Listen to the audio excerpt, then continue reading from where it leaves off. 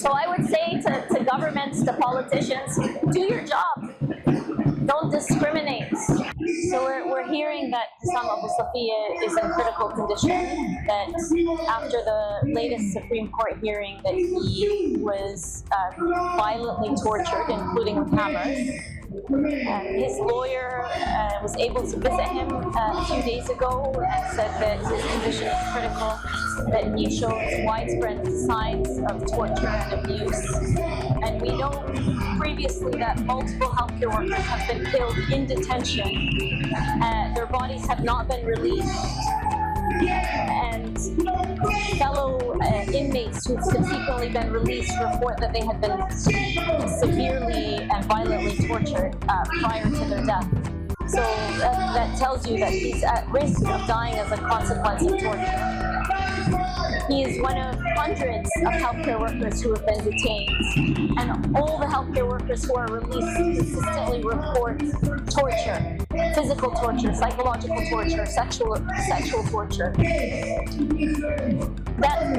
And we're just talking about detained healthcare workers. We know that over 1,700 healthcare workers have been killed. Multiple healthcare workers have been killed in their place of work while working in the hospital. I myself was working in a hospital that was bombed while we were in it, killing 2 patients and injuring several others. Healthcare is a systematic target of the Israeli military campaign, and I worry for Dr. Hussam Abu Safiya. He's a pediatrician like myself. I personally know many healthcare workers who've been detained, and those who've been released mention widespread torture.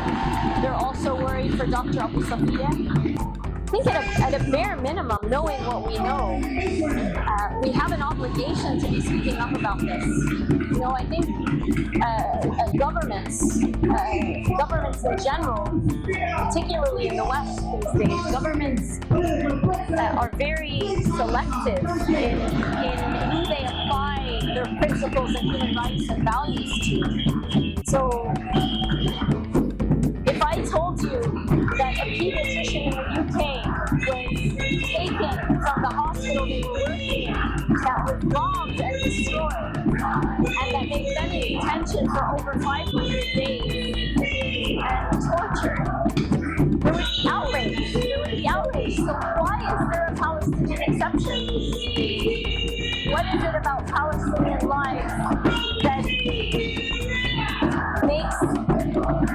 what is it? I don't think the issues with Palestinian lives. What is it with we